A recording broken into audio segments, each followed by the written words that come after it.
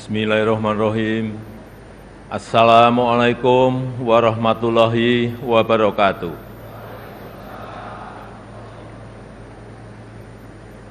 Selamat pagi, salam sejahtera bagi kita semuanya.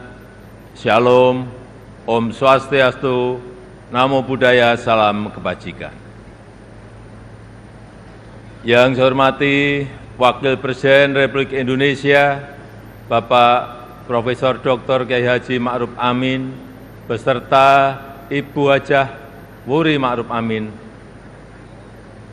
Yang saya hormati Ketua, para Wakil Ketua, dan para anggota Majelis Permusyawaratan Rakyat Republik Indonesia. Yang saya hormati Ketua, para Wakil Ketua, dan para anggota Dewan Perwakilan Rakyat Republik Indonesia. Yang saya hormati Ketua, para Wakil Ketua, dan para anggota Dewan Perwakilan Daerah Republik Indonesia. Yang saya hormati Ketua, para Wakil Ketua, dan para anggota lembaga-lembaga negara. Yang saya hormati Bapak Jenderal TNI Purnawirawan Tri Sutrisno, yang saya hormati Bapak Haji Muhammad Yusuf Kalla, yang saya hormati Ibu Soraya Hamsahas, yang saya hormati Yang Mulia para Duta Besar negara-negara sahabat dan para pimpinan perwakilan badan dan organisasi internasional, yang saya hormati para Menteri Kabinet Indonesia Maju, Jaksa Agung, Panglima TNI, Kapolri, dan Kabin. Yang saya hormati para Ketua Umum Partai Politik, Bapak Ibu, Saudara-saudara sebangsa dan setanah air, para hadirin dan undangan yang saya muliakan. Tahun ini genap 10 tahun saya menjabat sebagai Presiden Republik Indonesia. Dan genap 5 tahun Bapak Profesor Kiai Haji Ma'ruf Amin menjabat sebagai Wakil Presiden Republik Indonesia. Sebuah tanggung jawab dan kepercayaan besar yang tidak pernah kami bayangkan sebelumnya. Sebuah mandat dan amanah besar yang tidak pernah kami pikirkan sebelumnya. Sejak hari pertama saya menerima amanah ini, saya sangat menyadari akan ada banyak gelombang yang harus dihadapi. Akan banyak tantangan yang harus diselesaikan. Tapi sedari awal saya juga yakin dan sangat percaya bahwa saya tidak sendirian. Ada cita-cita dan harapan masyarakat. Ada dukungan dan doa dari rakyat yang selalu mengiringi dan menguatkan. Senyum, sapa, dan doa Bapak Ibu dan saudara-saudara sebangsa setanah air semua adalah sumber kekuatan saya. Dan hari ini, 16 Agustus 2024, di momen terakhir saya dan Profesor Kiai Haji Ma'ruf Amin berdiri di sini. Izinkan kami menyampaikan terima kasih yang tulus, terima kasih yang sebesar-besarnya kepada Bapak Ibu semua, kepada seluruh rakyat Indonesia dimanapun berada, yang selama 10 tahun ini telah dengan kuat bersama-sama melintasi tantangan demi tantangan, menapaki langkah demi langkah, dan menghadapi terjadinya perubahan demi perubahan. Sehingga kita sebagai sebuah bangsa yang besar bisa sampai pada titik ini. Titik yang bisa menjadi titik lontar untuk menggapai kemajuan bersama di masa yang akan datang. Alhamdulillah, selama 10 tahun ini kita telah mampu membangun sebuah fondasi dan peradaban baru dengan pembangunan yang Indonesia sentris.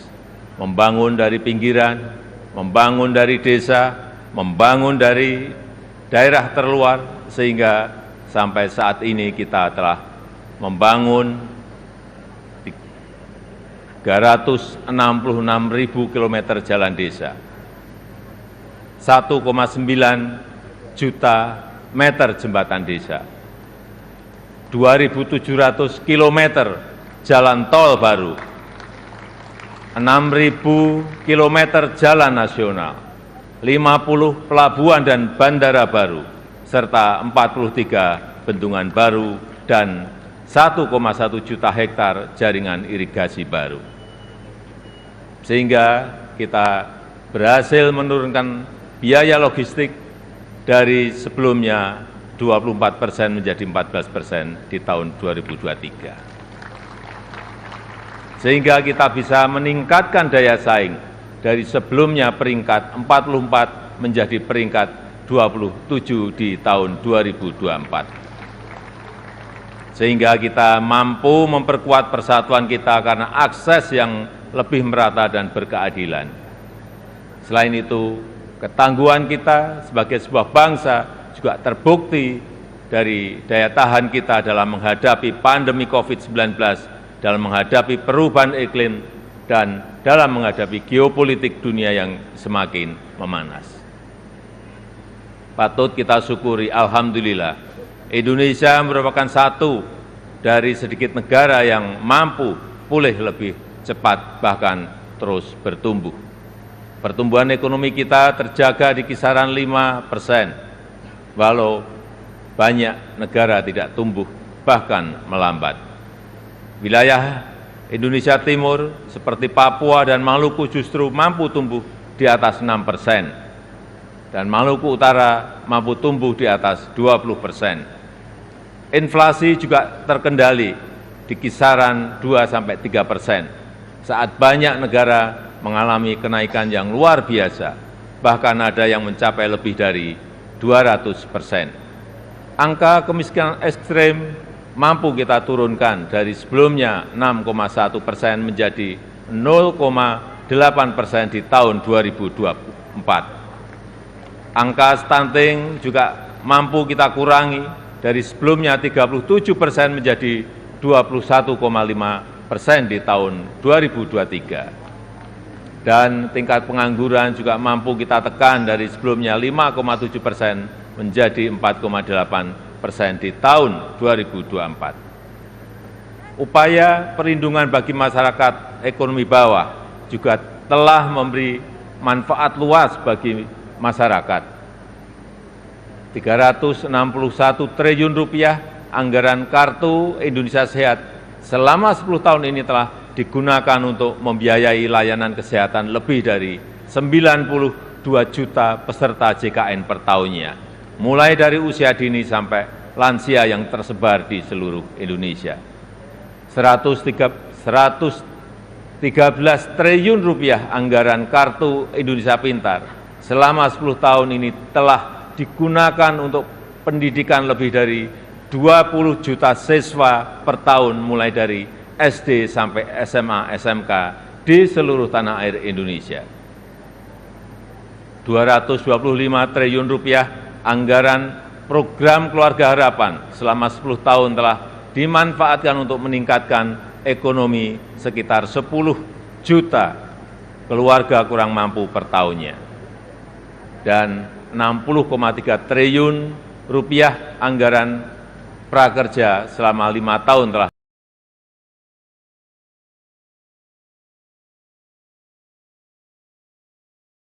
di seluruh tanah air yang kita cita-citakan bersama, pembangunan yang menyentuh semua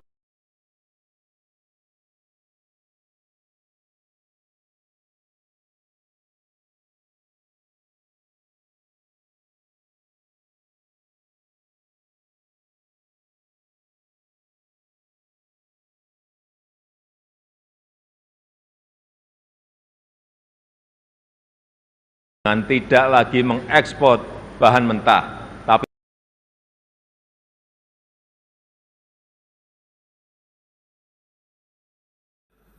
Di sisi lain, kita juga telah mengambil langkah besar untuk meningkatkan produktivitas dan nilai tambah dengan tidak lagi mengekspor bahan mentah, tapi mengolahnya dulu di dalam negeri.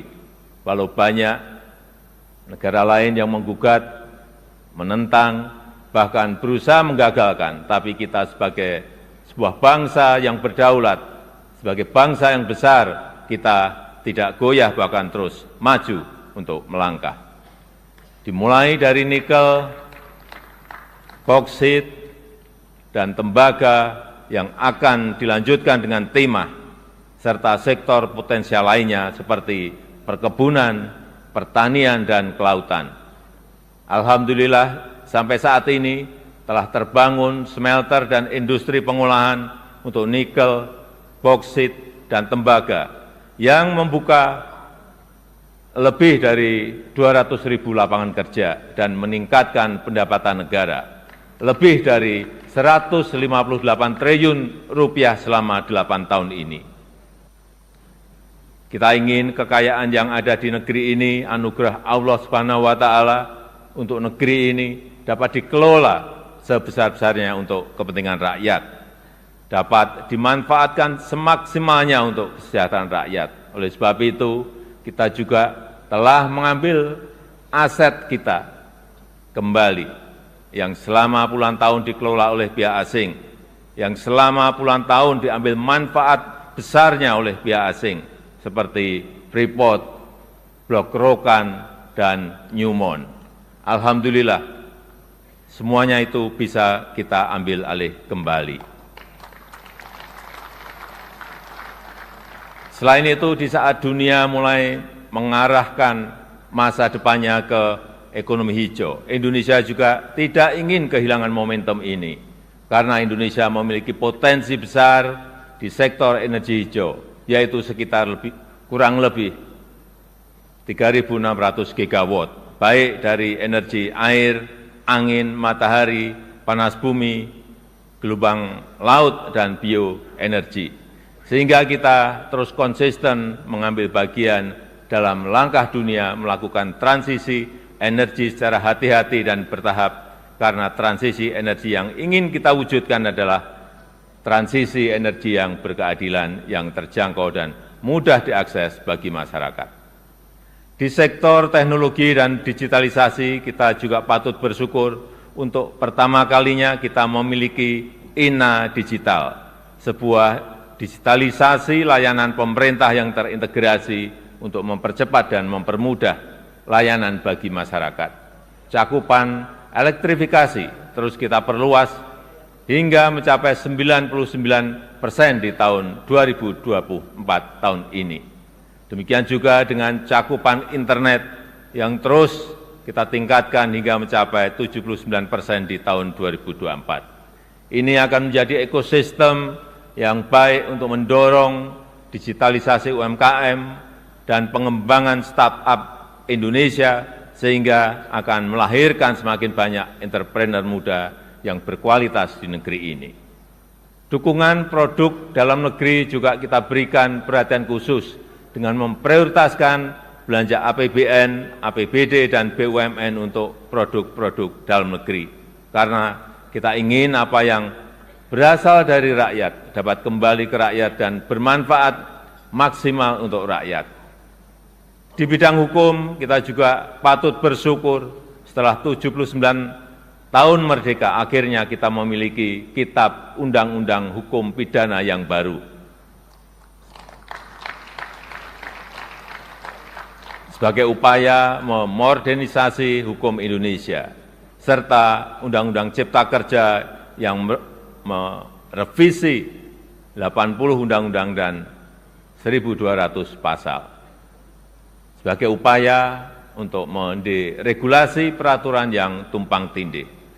Kita juga sudah memiliki undang-undang tindak pidana kekerasan seksual untuk memberikan perlindungan yang nyata, yang kuat, terutama bagi perempuan dan anak-anak. Bapak, Ibu, dan saudara-saudara sekalian sebangsa dan setanah air, ini adalah hasil kerja keras kita bersama. Ini adalah fondasi besar kita bersama. Ini adalah bukti bahwa persatuan kita, bahwa kerukunan kita, bahwa kerja keras dan kegotong royongan kita dapat membawa Indonesia melompat lebih tinggi lagi. Oleh sebab itu saya sangat menghargai, sangat mengapresiasi dukungan dan kerjasama seluruh lembaga negara dalam menopang lompatan kemajuan Indonesia. Mulai dari MPR RI yang telah berperan aktif memperkokoh ideologi negara, memperdalam rencana penyusunan pokok-pokok haluan negara dan menjaga silaturahmi antar tokoh-tokoh bangsa. DPR RI yang telah menjalankan fungsi legislasi, menjalankan fungsi penganggaran dan pengawasan, merumuskan RAPBN 2025 untuk suksesi transisi pemerintahan dan menyelesaikan banyak undang-undang strategis, seperti Undang-Undang Ibu Kota Negara, Undang-Undang Daerah Khusus Jakarta, Undang-Undang Informasi dan Transaksi Elektronik, Undang-Undang Aparatur Sipil Negara, dan Undang-Undang Kesejahteraan Ibu dan Anak. DPD RI yang terus mengawal kemandirian daerah otonom, menginisiasi inisiatif perancangan legislasi, melakukan pengawasan pelaksanaan undang-undang dan perda, serta memberi perhatian khusus terkait agraria dan pangan.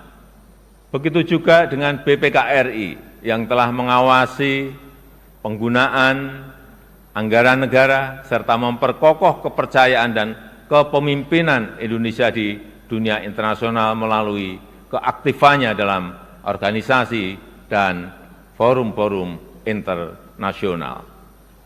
MKRI yang telah menangani lebih dari 202 perkara pengujian undang-undang dan mengadili sengketa pemilu, serta Mahkamah Agung RI beserta lembaga peradilan di bawahnya yang mengadili dan melakukan penguatan restoratif justice untuk menyelaraskan kepentingan korban dan pertanggungjawaban terdakwa tanpa melalui pemidanaan.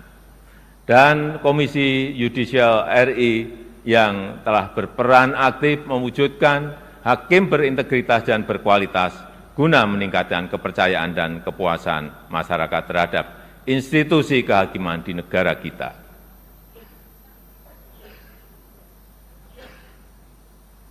Bapak, Ibu, saudara-saudara sebangsa dan setanah air,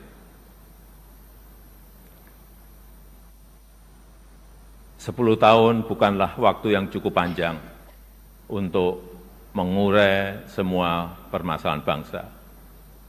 Saya sangat menyadari bahwa sebagai pribadi yang jauh dari kata sempurna, sebagai insan yang tumbuh dalam keterbatasan, dan sebagai manusia yang jauh dari kata istimewa,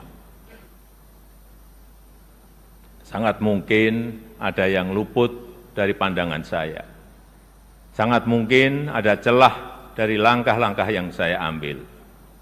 Dan sangat mungkin banyak kealpaan dalam diri saya. Oleh sebab itu, di penghujung masa jabatan ini, izinkan saya menyampaikan suara nurani terdalam kepada Bapak, Ibu, dan saudara-saudara sebangsa setanah air, kepada seluruh rakyat Indonesia, tidak terkecuali satupun. Saya dan Profesor Kyai Haji Ma'ruf Amin mohon maaf untuk setiap hati yang mungkin kecewa, untuk setiap harapan yang mungkin belum bisa terwujud, untuk setiap cita-cita yang mungkin belum bisa tergapai. Sekali lagi kami mohon maaf. Kami mohon maaf.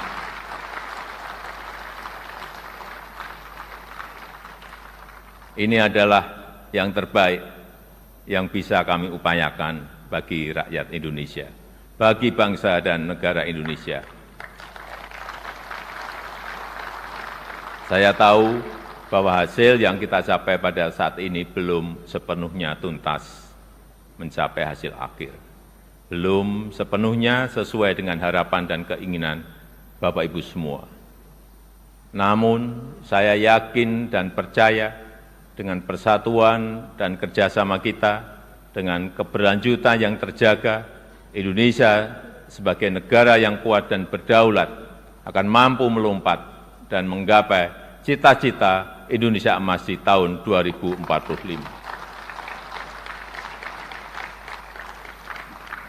Terakhir, kepada Presiden terpilih Bapak Jenderal TNI Purnawirawan Prabowo Subianto.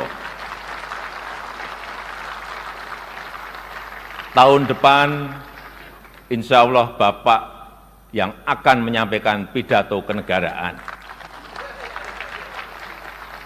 Nanti pada tanggal 20 Oktober 2024, izinkan saya menyerahkan tongkat estafet kepemimpinan ini kepada Bapak Prabowo Subianto.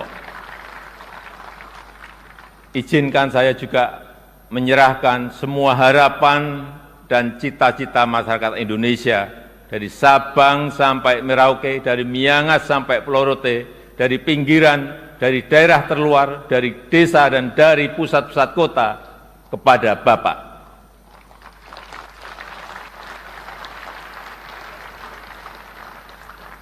Semoga Allah SWT, Tuhan yang Maha Kuasa, senantiasa memberikan petunjuk dan kemudahan bagi bangsa Indonesia dalam kepemimpinan Presiden Prabowo Subianto pada pemerintahan periode mendatang.